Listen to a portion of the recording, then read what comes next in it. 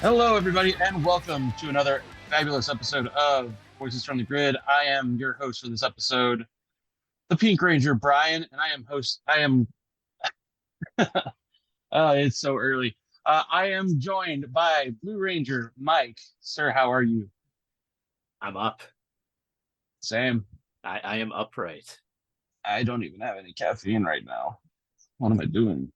I mean, Um. I could fix that for me real quick. I can just go grab behind my chair and grab a can of Mountain Dew, Baja Blast. Oh, I miss pre-diabetes soda. Um. Uh. So, Mike, thank you for joining me. Today, we're going to be talking about 3 episodes of Power Rangers Turbo. We're going to be talking about Spirit of the Woods, the Song of Confusion, and the Accident. And yeah, these are definitely some episodes.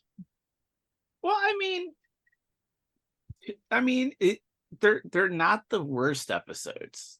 There's different vibes to the episodes, which is kind of nice. And I you'll see what I'm talking about when we actually start doing the episode, talk about the episodes. Fair enough.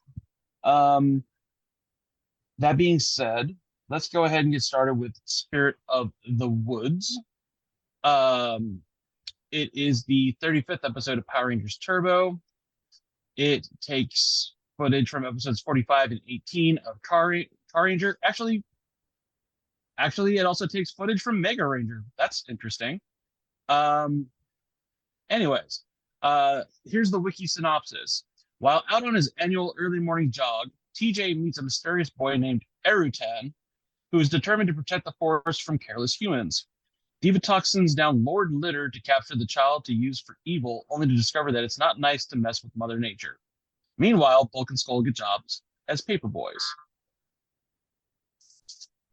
So, okay. Uh,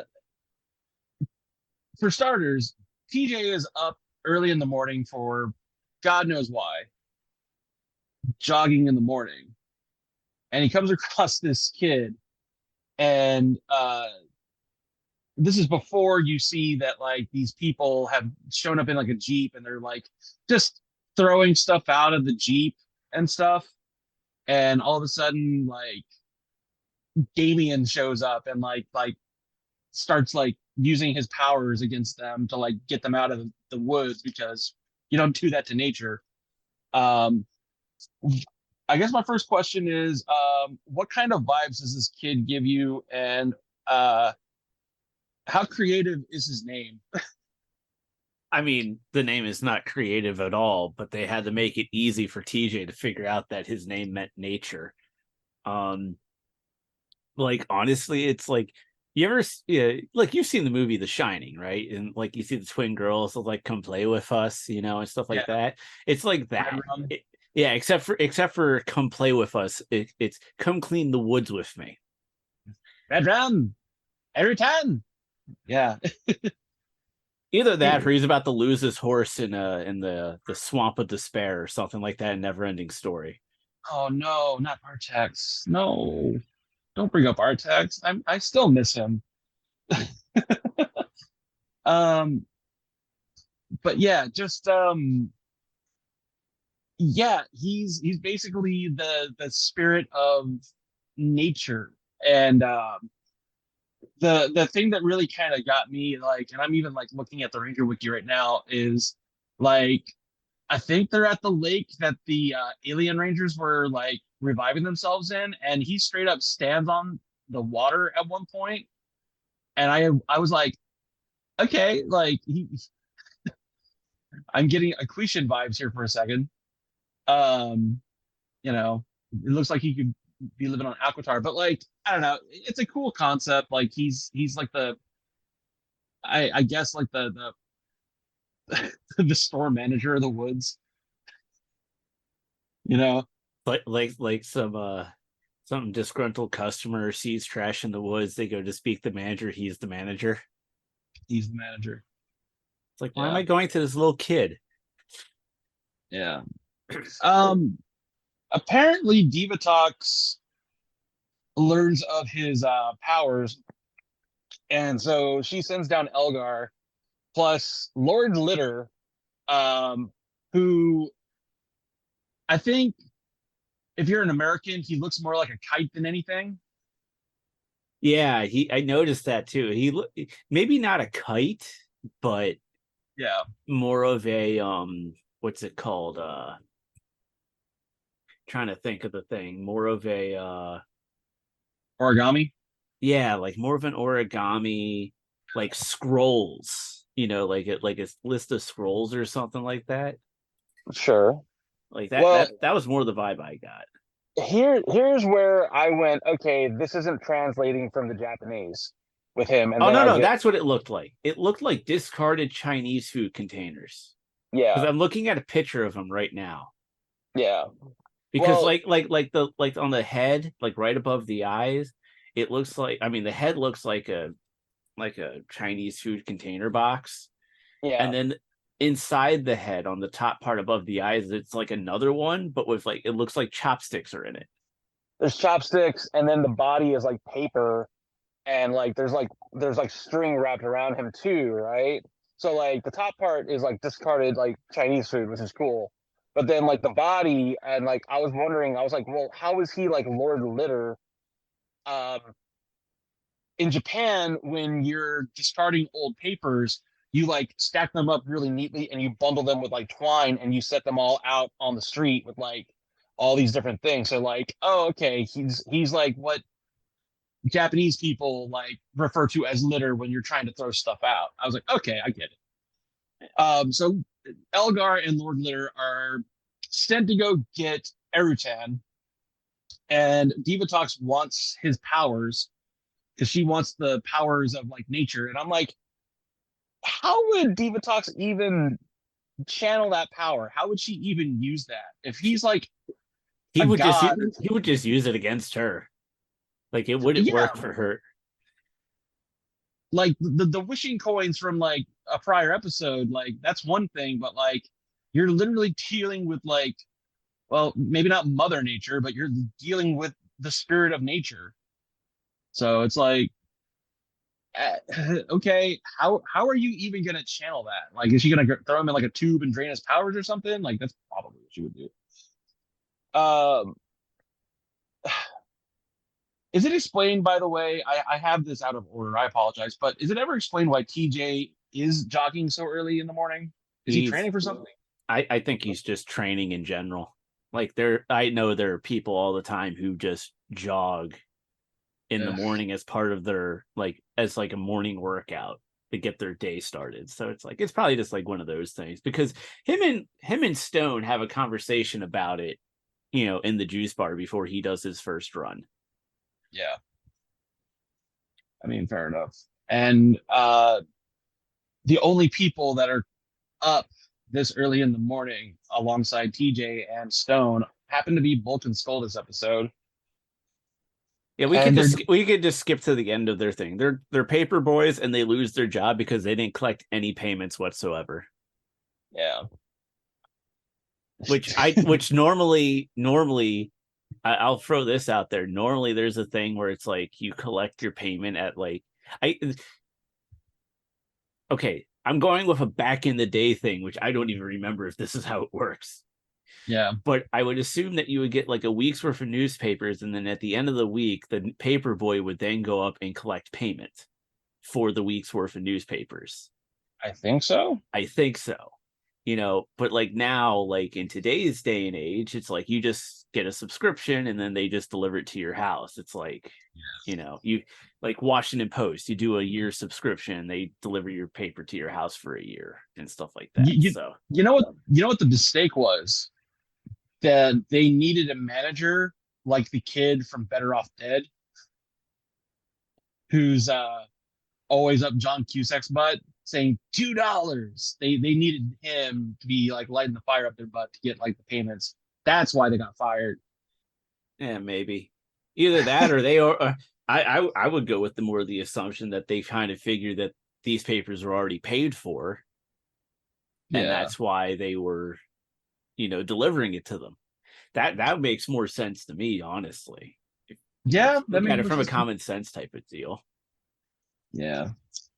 Um Oh my God. But Bulk has a good newspaper throwing arm.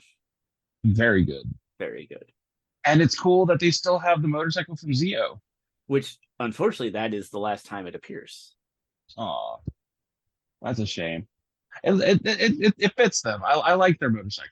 I like their dynamic with the motorcycle. I think it works. Um, so Diva Talks. I was watching these episodes last night. Diva Talks calls Eritan the Nature Boy, Woo! and I could not help but go, "Woo!" That there's no question. I just needed to get that out of my system. Uh, but uh, what did you take away? Sorry, what did you take away from TJ and the monsters being able to see Eritan, but like seemingly none of the other Rangers could? Are Well, they just not in tune with nature or something? interestingly, like Justin and others could see him. I think the only Ranger who couldn't see him was Carlos. Oh, Because remember, Cassie's the one who cuts him yeah, out that's of the right. netting and stuff like that. And Justin sees him in the netting too. So it's like, I think the only one who didn't see him was Carlos. Because I even noticed that too. Because, like, yeah, I made a note. It's like, and now we realize that TJ can see Uritan, but some of the others, like in the key word in that was some, and that some would happen to be more like Carlos. Because there's a Yeah, moment where you see TJ with, Uritan in his arms, and then Carlos looks over and sees nothing in his arms, but the others can see him in the arms. It's that was kind of an interesting moment right there. yeah. And it'd be nice if something like that, like later on, paid off or something. But it almost seems like Maybe it's because Carlos glitters. Carlos Litters. Maybe that's why it happens to him. Oh, he needs to learn. He Yeah. needs to stop. He needs to stop dropping his Pepsi cans all out the park and stuffs. Um, sorry.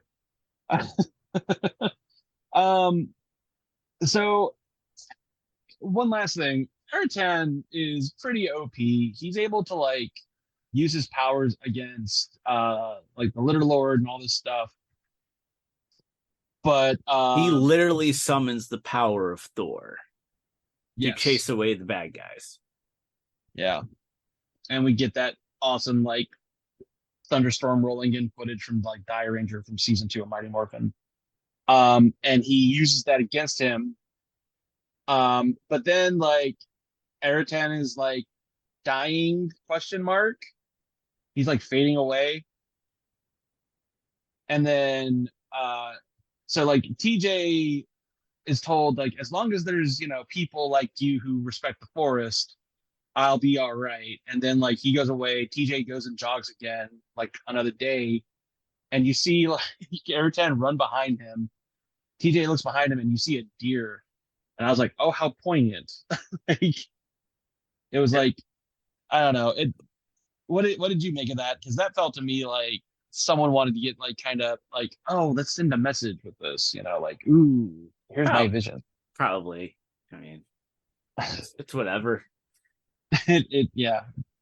But it's Yeah. unique though because it's like obviously like a couple episodes before they're doing like the whole clean week in Angel Grove, and it's That's always true. been a theme in Power. I think at least once a season they have this theme of like clean up Angel Grove Park, and Yeah. it's kind of like them doing it, keeping that theme but like with a different take, because obviously they've always done the park. This is the first time they've done the forest. Yeah. Well, I mean, that's not to talk about this too much, but like that was like one of the first things that people were like, are they really teenagers with attitude if like Trini and Kimberly are, constantly trying to like save the park and all this stuff? It's like, Yes, because you you need an attitude to save the know, park. okay, you got me there. All You right. got me. Moving on to our next episode. Yeah, let's move on to the next episode, which happens to be the Song of Confusion. This is the 36th episode of Power Rangers Turbo. It focuses mainly on Cassie and her friend Vicky, who are holding auditions for a full-fledged band, and they meet a pre-existing band known as Crash and the Creeps, whose hit song "Confusion" gets in the heads of everyone in Angel Grove, even the Power Rangers, who then discover that it's a hypnotism plot by Divatox, as Crash and the Creeps are actually a band of monsters in disguise. Um, and this is taken from episode 25, The Mysterious Intruding Girl from Car Ranger. Um, Now, this is an interesting episode. Um, Cassie and her friend are like playing guitar. Let's be honest, kind of badly. Uh, at the beginning of the episode, everybody's like, "Yeah, that's really good," and like they decide they're gonna start a band. And um, one of my first questions is, we get this montage of people auditioning, and who is your favorite out of these people that are auditioning? Mine is probably Bagpipe Dude. Oh yeah, yeah, definitely the bagpipes, dude. Bagpipes, dude, for the win. But like, I also have to express my disappointment in Bulk and Skull Mm. because, like, they've established Bulk and Skull as actual musicians. Like, Skull is a classic pianist, like literally a classic piano. Like, we just went over this in Zio. All I right, I'll bel go ahead and and strike that question. and then but we've also seen Bulk and Skull play guitar together before. Not the Yeah, greatest, but we've seen them do it. they And can. then, Yeah, they can play. but like, so to Skull's see, definitely more of a pianist than a guitarist. I'll say that much. but to see them, I mean, I granted Skull did a guitar, but it was like, how did you forget how to play guitar the way you were Yeah. back in like seasons 1 and 2? Plot convenience. That's probably why. Yeah, it was weird. Well, I mean, believe me, I kind of had that same thought too. I was like, man, like, how is Skull? Dude, you literally just played like Mozart Yeah, in and Z. You were great at it, and like now every you're sitting here with a bass guitar, like boop, boop, boop, boop. I'm like, what is happening? yeah, but yeah, no, but definitely the bagpipes dude was awesome, and I do take offense to Cassie and Vicky showing off this like look of like, yeah, we'll call you. It's like, yo, Yeah, dude just like nailed that with the bagpipes. yeah. I mean, it's not easy being a piper. I can't do it. Um, so Crash and the Creeps show up, And and they you literally, totally don't show up with Divatox's guitar either. yeah, right. Divatox, earlier on was spying on Cassie and Vicky, and she pulls out her guitar, which looks like a BC Rich Warlock that's been like modified with all this like red paint or whatever. And it's cool looking. Don't get me wrong. It looks like Eno's guitar from Guilty Gear X, if you've ever played that. To me, well, no, that's not right. She's got a Gibson Les Paul. Anyways, that's not important. Um, but uh, so Crash and the Creeps go down with like her instruments, I guess, and they start singing a song. How refreshing was it to hear a song that was decent, that was not made by Ron Wasserman on Power Rangers? Was it not made by Ron Wasserman? I mean, it could have been, rather sung, not sung by Ron Wasserman, maybe. I'm I just would I, would- I would probably go more with the line that it wasn't sung by Ron, but yeah, but it probably most like, I mean, because at this point Ron is still writing all the music for the show, yeah.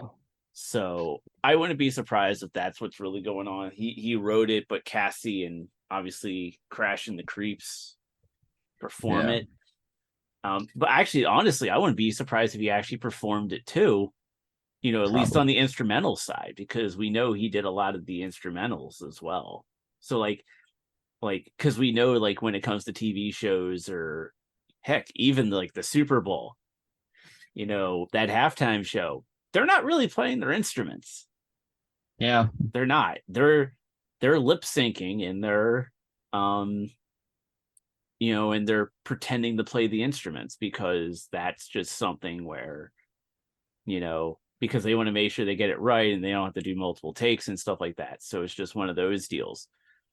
But so I wouldn't be surprised if something along those lines, like obviously like Cassie singing and Kim, like when Kim sang, and Kim can legitimately play, Amy Jo Johnson can legitimately play the guitar.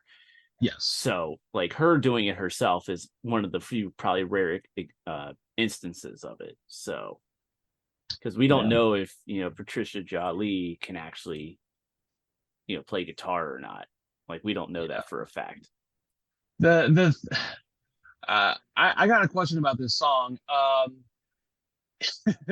Is it better or worse with Cassie singing? Better. It's better. Yeah. Eh, I'll disagree with you on Okay. that. I thought it sounded a little more like I don't know. It sounded maybe not like a god calling it like an Alice in Chains sounding song is like giving it way too much credit, but like it kind of had the same like kind of tone. I don't know. Cassie just didn't seem like she added much to it. But anyways, um, you find out that this band is actually playing the song to brainwash the Rangers, and they're actually like an evil Ranger team, kind of sorta. Um, what did you think of how this evil Ranger team was like working, how they looked? Like, I guess in the Sentai they were like a evil like Sentai counterpart team. What did you think of them overall? Like, what did you think of like you know the leader, and what did you think of like their looks and like Oh, you mean like Crash and the Creeps? yeah, I mean, they looked all right. I mean, they didn't really do a lot outside of Crash, probably more so in human form than in monster form, but yeah. you know, it is what it is. I mean, I think that if they maybe utilize them in a different way and try to give them like a multi-part thing, like we're going to kind of get soon with the Psycho Rangers in space. Yeah, I mean, I think then it probably would have had a little bit more weight to it, but they were just kind of throwaways. Like that would have been and let's be honest, the focus was Crash. yes. Crash was the focus. The other four were irrelevant. I honestly think this might have been over on the Japanese side of things, them testing out an evil Sentai team to go up against the Rangers. And maybe this, I'm not sure. It doesn't say anywhere in the wiki or anything like that, but this might have been them testing out the waters to see if like something like the Psycho Rangers would work. Maybe, I don't know, but I mean, they Possibly. ended up doing it with Psycho Rangers the very next season. So, yeah. So um, Um, let's see here. Now, oh, it should be noted that after the concert, obviously Vicky isn't very happy because Crash thinks her songwriting is awful, which that's just bros being doofuses. yeah, However, afterwards, Justin and Carlos run into the Piranhatrons outside as the Piranhatrons, of all things, are putting away the equipment. Like they're loading up the van and everything like that. And during the fight, one of the Piranhatrons starts playing guitar and Los starts singing the song during the fight. Like the song is getting TJ in trouble in class, and it's like you can just see that like the song is just taking over everyone who was at that concert. yeah. This is like the second time that TJ's actually gotten in trouble because he's been loud in the library. I wonder if that's like that was gonna be like his thing for a bit. It's like he's too loud in the library. But like, yeah, this song is like destroying people's well, not destroying people's lives, but it's making them like um unable to like focus on work or anything like that. Um, I really love that scene, by the way, that you just mentioned about the Piranhatrons loading up the equipment. I thought that was great, and I thought that that might have been interesting throwaway where like it was like it was almost like a misdirect where like you could think like, oh well, maybe that's who crashed. And his band actually are, but then you find out, oh, they're actually much more powerful villains than that. So, um, oh Lord, I got a question for you about the fight at the end of this because we see the Turbo Megazord for a while for the first time in a while, and we see it go up against Crash. Um, how? Why are these fights so short? Because we need the jam to that song. We, we need I mean, one reason why is because the monsters get their own weapon to scramble the Rangers, which is the Ranger Scrambler, which is the first time a team that isn't the Rangers get a weapon to fight the Rangers. yeah. I mean, like, yeah, we throw monsters, but when was the? I mean, like, let's be honest. Well, we've had the two iterations of the evil Rangers, right? Like, Mhm.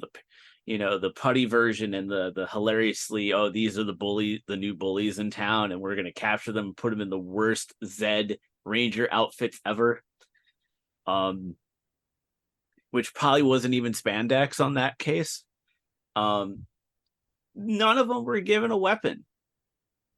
Like, I think with the putty version, I think the putty version just parodied the Power Blaster and stuff like that. So, Yeah. Well, I liked their weapon. I liked the Ranger Scrambler. I thought that was really cool. I just felt like, you know, at the end of the day, it's like maybe there could have been a little more with them. I would have liked to have seen them like show back up again. It sucks that they were killed, but like at the end of the day, Cassie and Vicky, once that team is like disbanded, they make up. I'm not sure if I'm Vicky, I would have been like, yeah, let's get right back into. I probably would have needed. I don't know about you. I probably would have needed a little bit of time to like think about like, yeah, man, do I really want to be in a band with you? I don't know, but so, but anyways, next episode, the accident. yes. Now the accident is the 37th episode of Power Rangers Turbo. Quick synopsis is Carlos accidentally injures a fellow teammate while playing soccer. He takes this mistake to heart when he's accused of having done it on purpose. When Elgar wreaks havoc on Angel Grove in his new Terrorzord, Carlos must try and overcome his self-doubts. Meanwhile, Bulk and Skull try their luck as water delivery boys, because that's their gimmick this season, since they're not monkeys anymore, or invisible. Now,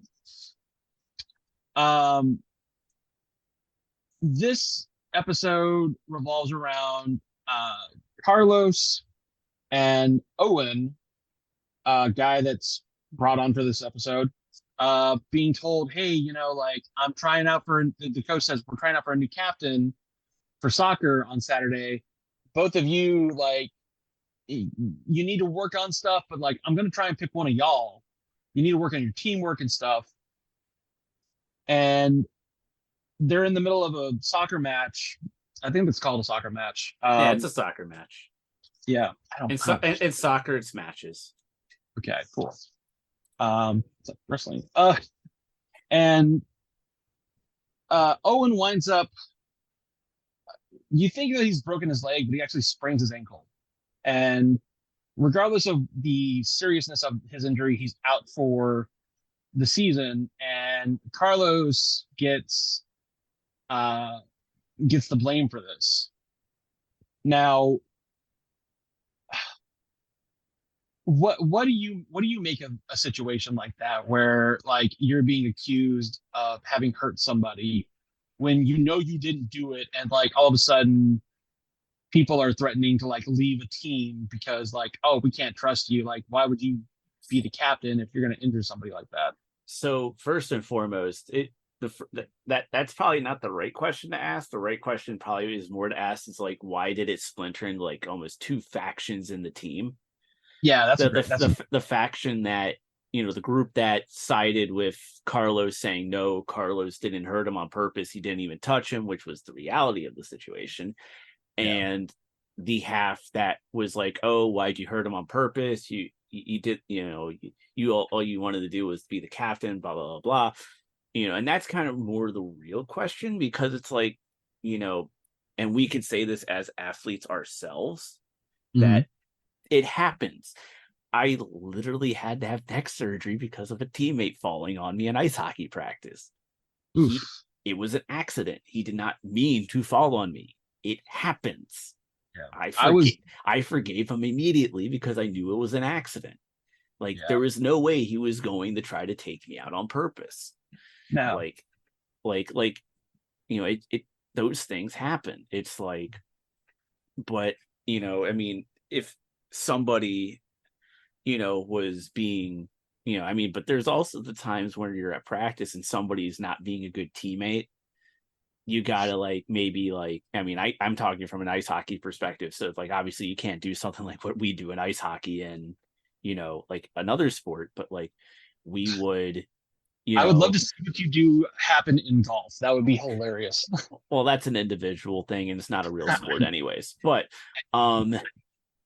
like, we had a teammate one time who was our captain of all things, and he uh was being not the best captain. He was being very selfish. And I remember we were doing a battle in practice, and I just crushed him as hard as I could and knocked him on his ass.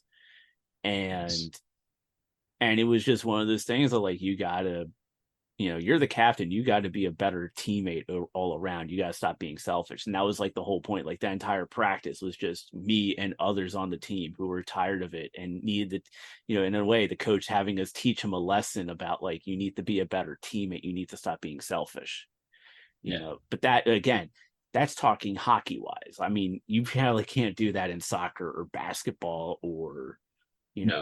some other, maybe you could do it in American football, but I've. I mean, I only played for like a year, but like, yeah, that kind of stuff definitely happens in football. Um, and and also like that kind of like reality check, while it doesn't happen the way that like it happened for you in hockey, it absolutely happens in pro wrestling.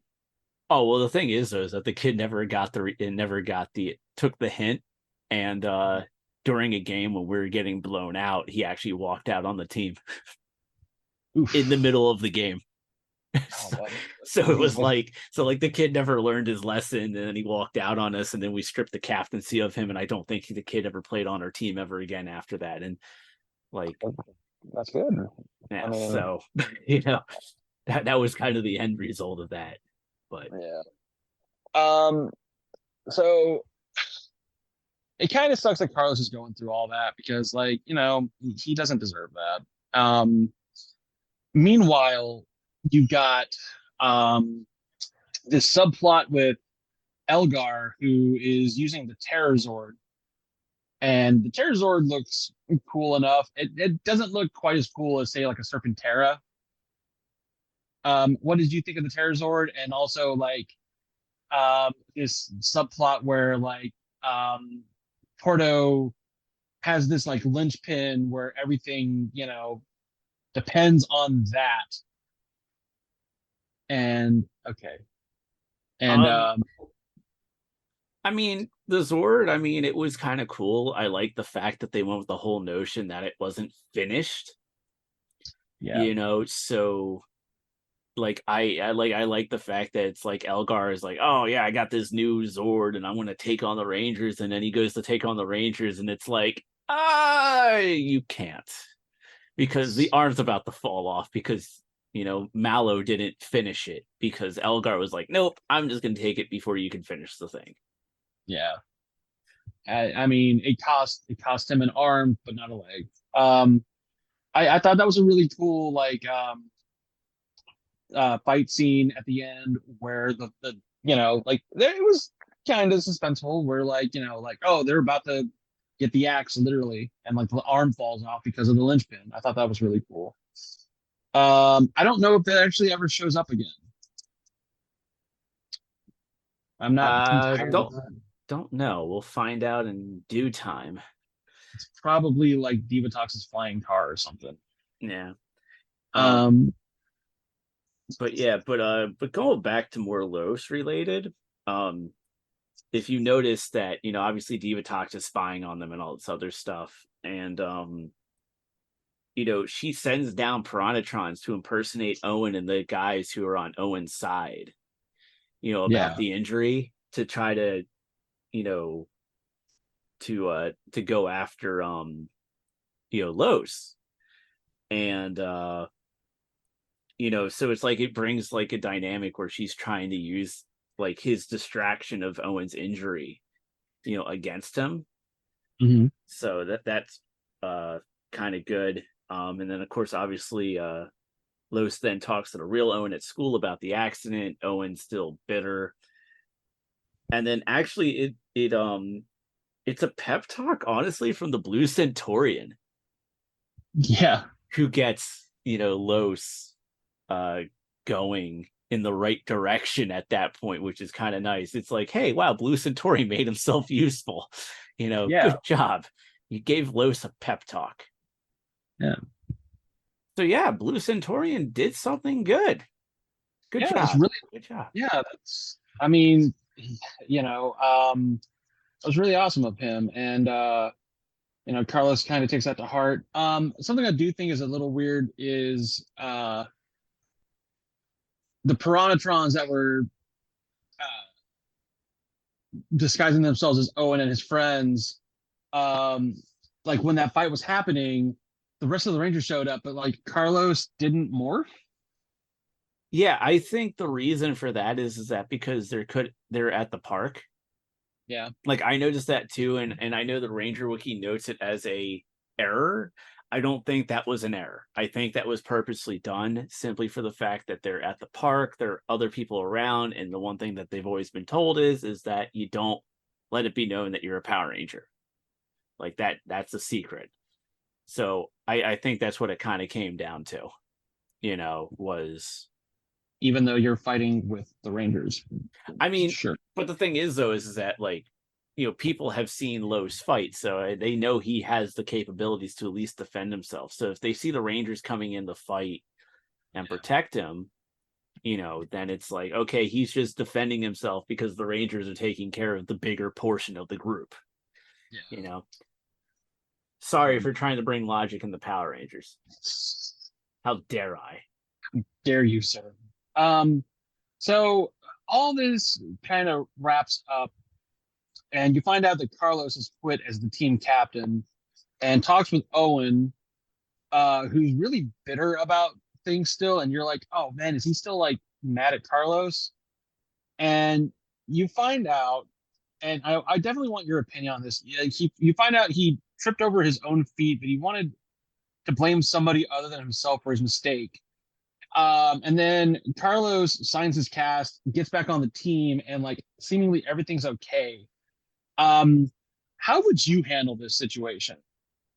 Well, I kind of already told you how I would handle this type of Yeah. situation. What I mean by that is when you find out that like, if you find out that like,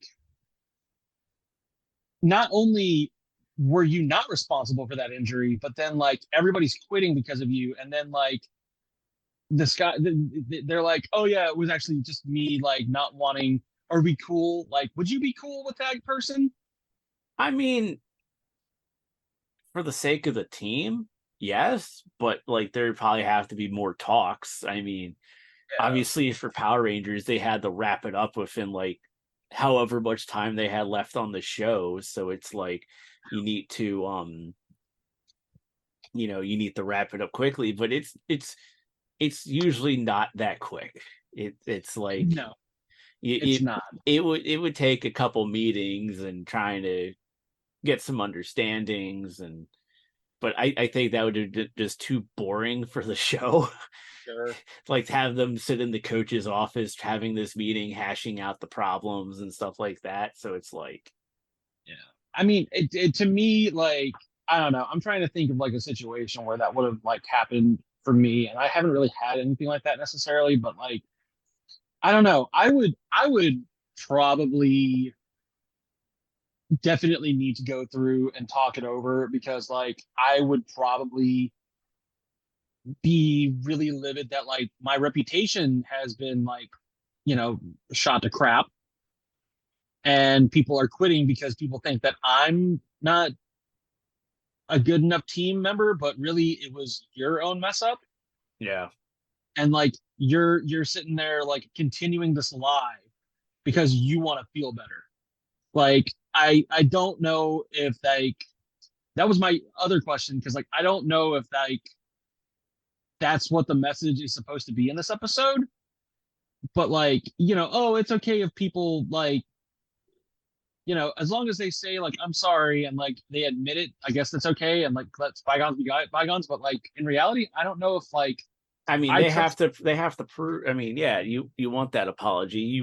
You want the public apology in front of the entire team and to clear your name of any wrongdoing that they claim that you did. But at the same time, you need to, you know, kind of monitor it throughout the remainder of that season to make sure that they don't continue that behavior that tried to hurt your, you know, that tried to hurt your reputation. So it's like there's more, you know, that's why I say, like, for the sake of the show, they just kind of did like what they did, but like in reality there's more layers to it. Yeah.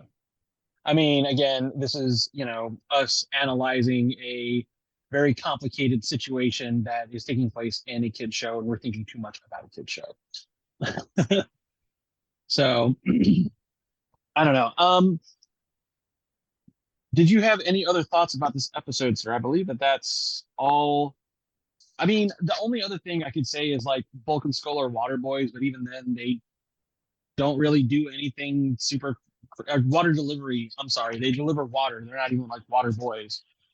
And they don't really do much this episode. I honestly didn't pay attention to the Bulk and Skull storyline. Either. Didn't even And, pay attention to it. I mean, honestly, I'm just with Vulcans. I'm still I'm still getting through Turbo and like taking Turbo a day at a time. But as far as Bulk and Skull are concerned at this point, for me, I'm just waiting for In Space with them. At this point, I'm just waiting for them. You know. I So think we all are at this point. yeah. So well, if you don't have any other thoughts about uh this particular episode, we can begin to wrap it up. Mike, where can we find you on the World Wide Web, sir? You can find me on Twitter at the Lindenbaum75, Facebook at facebook.com/X75 Productions, Twitch doing the gaming thing at twitch.tv/the and of course, everything's on the website at txhdhockey.com/X75 Productions. And for the show specific, go to VFTG_PR and click on our Linktree link to go find us everywhere on the World Wide Webs. Fantastic. Do it now. Now, do it now. And where can they find you, Bri? You can find me on Twitter at OneDrunkGeek. You can also find me on TikTok at BlueRangerB_Rye. When I am not talking Power Rangers with you, Ben and Sasha, you can also find me over at Castwave Studios doing Two Fat Guys Eat and Wonder Geek. CastwaveStudios.com. Check that out. We also are Castwave Studios on Twitter and Instagram and TikTok and all kinds of other stuff. And you can also find me on Instagram at Draken22. I'm all over the place. So, all right. So with that, until our next more phenomenal episode, may the power protect you.